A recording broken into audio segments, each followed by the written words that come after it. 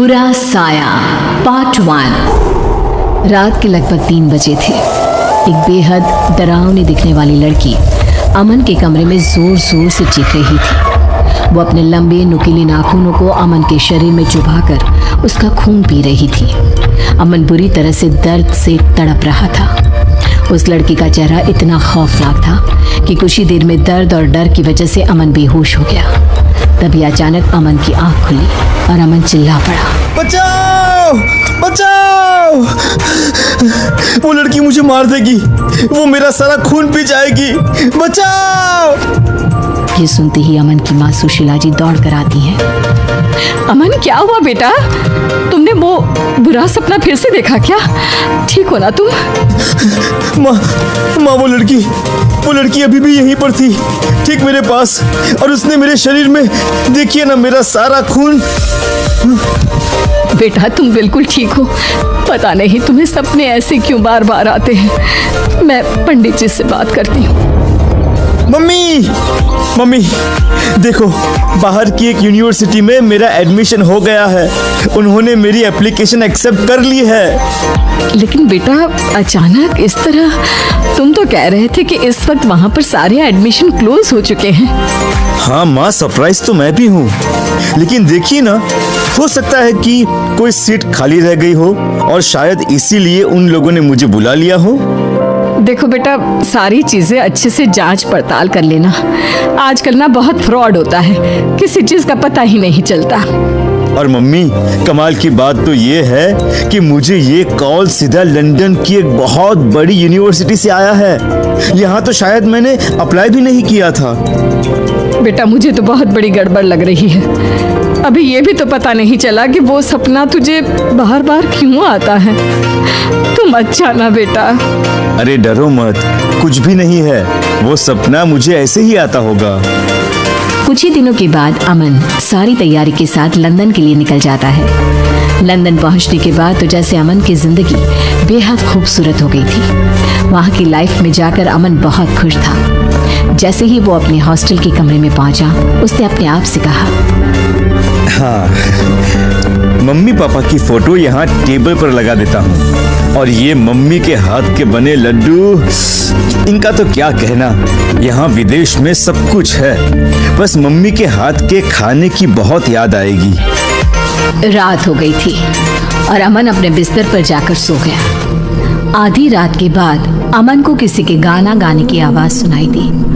अमन नींद से जाग गया। अमन ने अपने बिस्तर पर वापस जाकर सोने की बहुत कोशिश की, लेकिन उसे नींद नहीं आई। अरे, इतनी रात को ये गाना कौन गा रहा है? यार, कितनी प्यारी आवाज है। लगता है कोई लड़की गाने की प्रैक्टिस कर रही है। लेकिन इतनी रात में कौन गाना गाता है? हो सकता है पास वाली गर्ल्स हॉस्टल की कोई लड़की होगी। एक बार जाकर देखता हूँ, आखिर ये लड़की है कौन? अमन अपने हॉस्टल के रूम से बाहर निकलकर दूर दूर तक ढूंढने की कोशिश करता है, लेकिन रात के अंधेरे में उसे वहां कोई नहीं मिलता और गाना गाने की आवाज भी अचानक से चली जाती है। अगली सुबह अमन जैसे ही कॉलेज जाने के लिए तैयार होता है, वो वॉश बेसिन में अपना मुंह धोने के लिए झुकता है और जैसे ही सर ऊपर उठाता है, अचानक से उसे आईने में एक लड़की का चेहरा दिखाई देता है। ओह माय गॉड, ये क्या है? लगता है रात को मेरी नींद अच्छे से पूरी नहीं हुई है, इसीलिए मुझे कुछ अजीब अजीब सा लग रहा है। मैं तो डर ही गया था। ऐसा लग रहा था जैसे वहां पर कोई है, लेकिन यहाँ तो कोई भी नहीं है। अगली सुबह अमन अपने दोस्त से कहता है, अरे यार, एक बात बता, रात को हमारे हॉस्टल के पीछे कोई लड़की गाना गाती है क्या? बहुत प्यारी आवाज है। अरे नहीं यार, मैंने तो किसी की आवाज नहीं सुनी। मेरा रूम भी तो तुम्हारे रूम के ठीक बाजू में ही है। अरे यार, रात को लगभग 12 बजे के बाद तू जल्दी सो गया होगा शायद। अरे कम ऑन ब्रो, ये लंदन है, लंदन। यहाँ पर कौन जल्दी सोता है?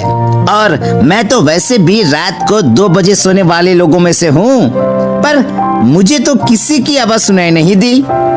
जरूर तूने अपने कानों में ईयरफोन लगा के रखे होंगे। म्यूजिक सुनने का बहुत शौक है ना तुझे, इसलिए बाहर की आवाज कैसे सुनाई देगी? हाँ यार, वो बात तो है। एक्चुअली म्यूजिक तो सुन रहा था मैं। ए अमन, क्या बात है यार, किसी से प्यार व्यार हो गया है क्या तुझे? हाँ? अरे नहीं नहीं, बस एक लड़की की आवाज रोज रात को सुनाई देती है। भाई बच के रहना, मैंने सुना है यहाँ कैंपस में ना चुड़ैल घूमती है। अरे कोई बात नहीं यार, अगर चुड़ैल है तो चुड़ैल सही, उससे मिलूंगा मैं, और वो भी रात को। अमन जैसे ही अपने कमरे में जाकर सोता है, एक लड़की उसके सिर के पास आकर बैठ जाती है और धीरे धीरे उसके बालों को सहलाती है। अमन घबराकर जाग जाता है। कौन है? कौन है? यहाँ पर, अभी यहाँ पर कोई था, कोई लड़की, लेकिन अभी तो कोई नहीं है। ये मुझे क्या हो गया है? लगता है कुछ दिनों से मैं अपनी फैमिली को ज्यादा ही मिस कर रहा हूँ, या फिर उस लड़की के बारे में ज्यादा सोच रहा हूँ। मुझे बार बार ऐसा क्यों लगता है जैसे यहाँ मेरे आसपास कोई और भी है। अमन थोड़ा सा परेशान हो जाता है। अगले दिन जब वो कॉलेज जाता है तो अचानक से एक लड़की अमन के पीछे से आकर उससे बात करती है। हेलो, आप इंडिया से आए हैं ना? आपका नाम अमन है ना? ओह माय गॉड, ये लड़की कितनी खूबसूरत है। मैंने अपनी लाइफ में आज तक इतनी सुंदर लड़की कभी नहीं देखी। क्या हुआ? मैं आपसे बात कर रही हूँ, आपने मेरी बात का जवाब नहीं दिया। आप इंडिया से हैं ना? जी हाँ, अब ठीक पहचाना आपने, मैं इंडिया से ही हूँ। और आप कौन? मैं यहाँ पास वाले कॉलेज में म्यूजिक स्टूडेंट हूँ और मुझे गाना गाने का बहुत शौक है। तो क्या रात के वक्त कैंपस के बाहर आप ही गाना गाती हैं? हाँ, आपने सुना? एक्चुअली ना, मुझे रात की खामोशी में गाना गाना बहुत अच्छा लगता है। जी हाँ, और कितने दिनों से आपकी आवाज सुनकर आपको ढूंढने की कोशिश कर रहा था, लेकिन जैसे ही बाहर आता हूँ आप गायब हो जाती हैं। चलिए ठीक है, हम दोस्त बन जाते हैं, उसके बाद मैं कभी गायब नहीं होंगी।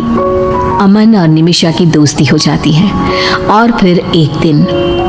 निमिषा, कितने महीने हो गए हमें एक दूसरे के साथ। मैं तुम्हें कहना चाहता था कि तुम मुझे बहुत अच्छी लगती हो। I love you Nimisha. I love you too Aman, मैं भी तुमसे बहुत प्यार करने लगी हूँ। अच्छा सुनो, इसी खुशी में आज शाम को मैं तुम्हें अपनी फेवरेट जगह लेकर चलूंगी। ठीक है मैडम, अब तो आप जहाँ लेकर चलेंगे मुझे चलना ही पड़ेगा ना। निमिषा अमन को एक बहुत अजीब और डरावनी जगह पर लेकर जाती है। ये कैसी जगह है? ये तो कहाँ लेकर आई हो तुम मुझे? जानते हो, ये जगह मुझे बहुत पसंद है। देखो ना, यहाँ की राख जैसी काली जमीन, जले हुए पेड़ और ये सन्नाटा कितना खूबसूरत है। लेकिन मुझे यहाँ पर डर लग रहा है। डर की क्या बात है, मैं तुम्हारे साथ हूँ ना। अच्छा सुनो, तुम्हें मेरा गाना पसंद है ना? मैं तुम्हें वो गाना सुनाती हूँ। निमिषा अचानक से अपना चेहरा दूसरी तरफ करके गाना गाना शुरू कर देती है। वाह, कितना अच्छा गाती हो यार तुम। I love your voice. गाते गाते अचानक से निशा की आवाज तेज हो जाती है और तेज होते होते उसकी आवाज एकदम डरावनी। ये देखकर अमन बुरी तरह से डर जाता है। निमिषा, क्या हुआ है? क्या हुआ है तुम्हें? ये क्या मजाक है कि तुम किस तरह से गाना गा रही हो? तुम ठीक तो हो ना निमिषा? चुप हो जाओ, अगर तुमने एक शब्द और कहा तो तुम्हारा खून पी जाऊंगी। चुप हो जाओ। निमिषा ने जैसे ही पलट कर देखा, अमन के होश उड़ गए। निमिषा डरावनी चुड़ैल का रूप ले चुकी थी। उसका चेहरा पूरी तरह से जला हुआ था, उसकी आंखों से खून टपक रहा था। उसके लंबे नुकीले दांत अमन का शिकार करने के लिए बेचैन हो रहे थे। कौन हो तुम? और क्या चाहती हो मुझसे? तुम्हारी मौत। तुम तो वही हो जिसे मैंने हॉस्टल के आईने में देखा था। तुम्हारे चेहरे को मैं पहले भी अपने सपने में देख चुका हूँ। इसमें कौन सी बड़ी बात है? तुम तो मेरा शिकार कब से ही बन गए थे मिस्टर अमन। और अब तुम्हें मुझसे कोई नहीं बचा सकता। छोड़ दो मुझे। क्यों मारना चाहती हो तुम मुझे? मैंने तुम्हारा क्या बिगाड़ा है? मुझे तुम जैसे यंग लड़कों का खून पीने में बहुत मजा आता है। तुम्हारा खून पीकर मेरी ताकत बढ़ जाएगी और मैं तुम्हें छोड़ूंगी नहीं। वो लड़की निमिषा अमन को मार देती है। अगले दिन शाम के वक्त इंडिया में अमन के घर एक फोन आता है। हेलो, कौन बोल रहा है? सुशीला जी, हमें आपको ये बताते हुए बहुत दुख हो रहा है कि आपका बेटा अमन अब इस दुनिया में नहीं रहा। कल रात को उसने हॉस्टल में सुसाइड कर लिया। आप क्या कह रहे हैं? मेरा बेटा तो मेरे घर पर है, कल ही तो लंदन से लौट कर आया है। ऐसे उल्टी सीधी बातें क्यों कर रहे हैं आप पागल लोग? इतना कहकर सुशीला जी फोन डिस्कनेक्ट कर देती है। सच क्या था? क्या जो घर पर था वो सच में अमन था या कोई और? क्या अमन मर चुका था? जानने के लिए देखिए इस कहानी का अगला भाग।